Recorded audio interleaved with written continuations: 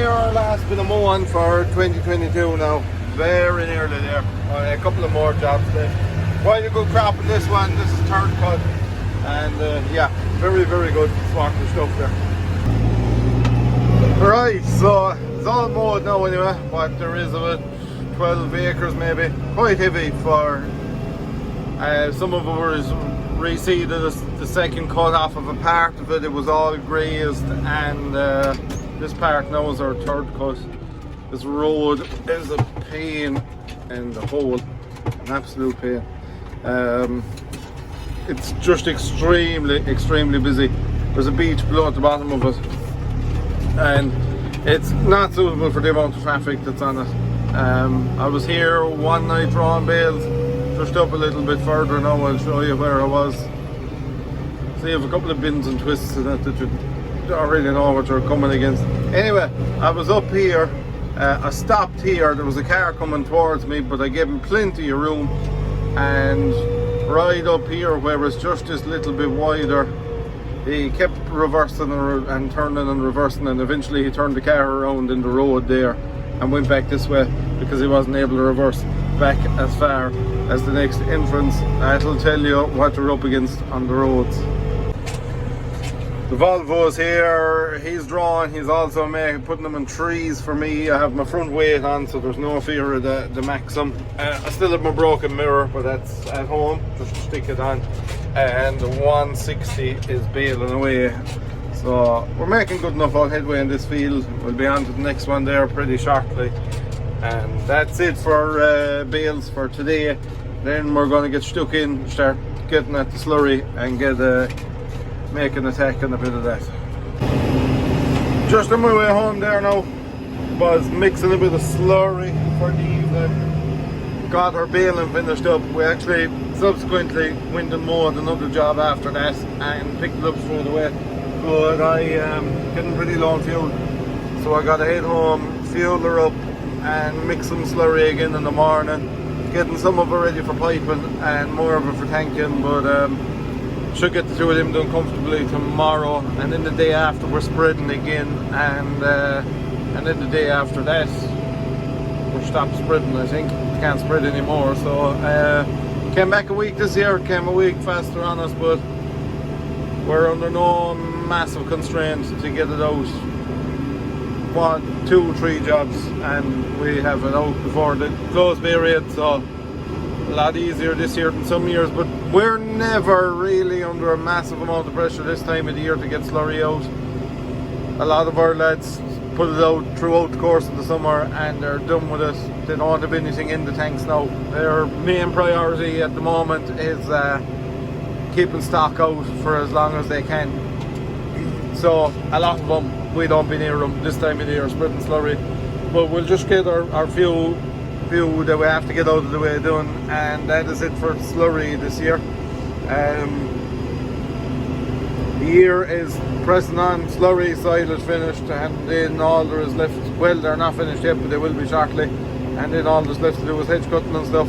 It's amazing the way the miles or the time just slips away every single day. It's you're getting closer and closer to the year being over, but it just moves unbelievably fast.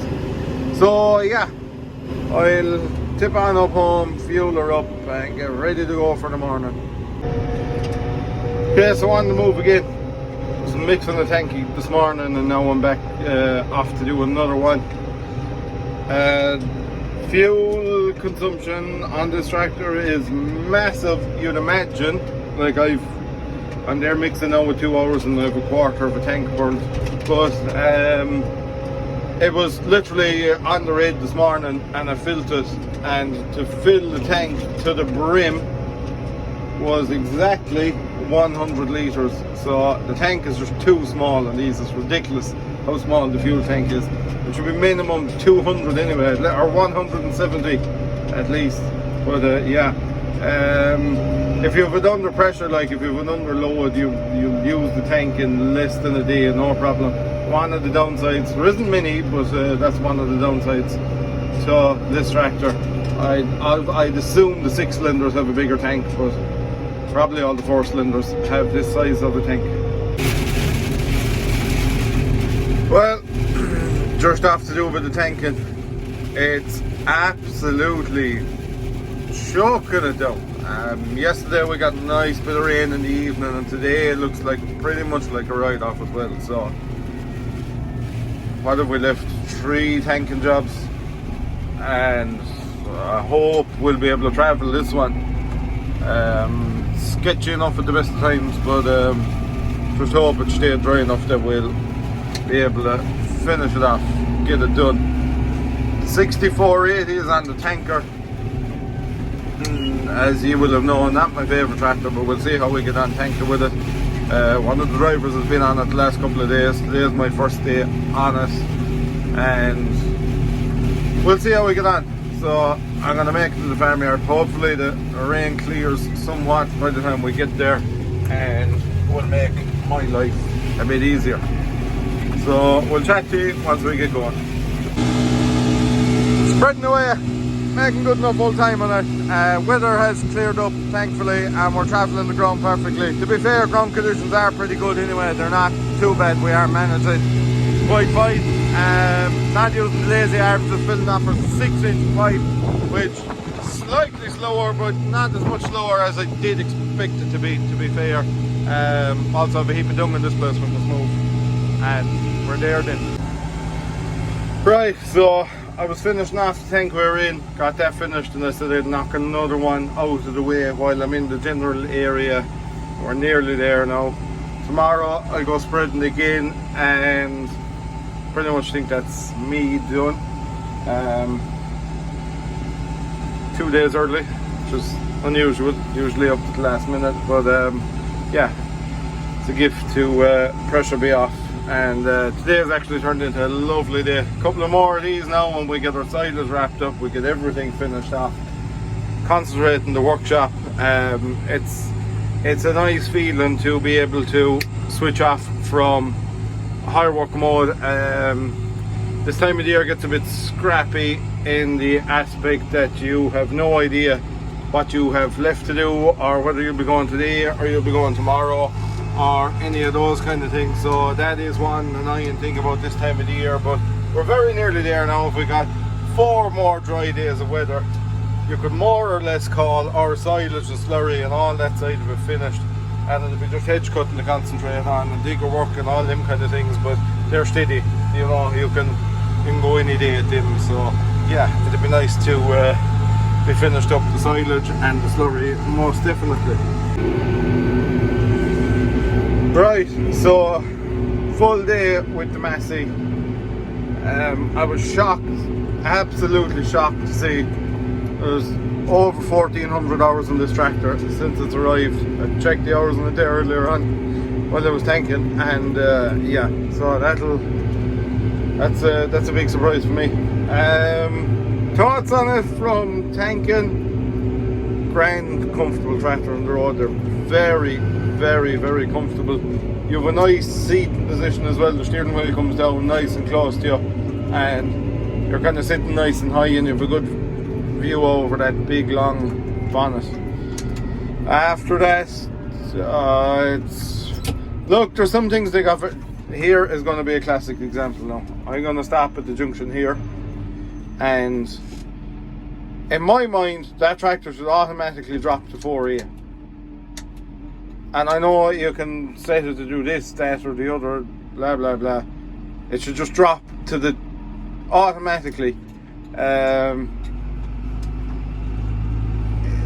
doing an 8360 used to do it, and the 8360s were out in the 90s, so come on now, in all fairness, it should just drop to the lowest gear of the range you're in every time you come to a dead stop.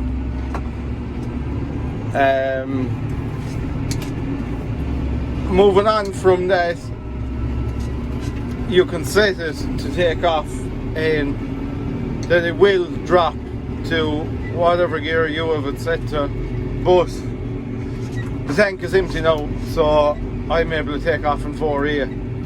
If the tank wasn't empty, if the tank was full, I have to go down to about 3D to take off. So that system there isn't kind of much good to me. look, you need to, you would do it if you alter your settings for every single job you're at and every single task, but that's annoying. It's silly. It's just one thing I really don't like. The gearbox is just not for me at all. But look, today, no, grand, it never really annoyed me too much, but some days it does. I just don't understand. I suppose it's because they were factory kit, really.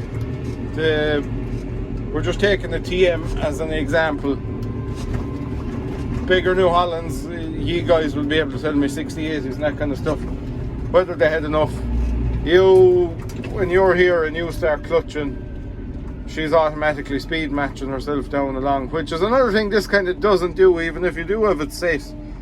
If you stay moving, like if I knew these lights were going to change and I kept her rolling away, it wouldn't drop, even if I did have it set to that preset gear, unless I stopped absolutely dead. That's when it will do it. So that's another bit of annoyance.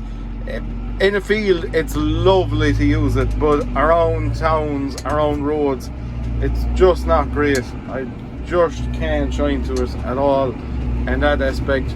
But like I say, in fields it's great. I had this tractor power harrowing one day and I found it absolutely beautiful to use on the power harrow.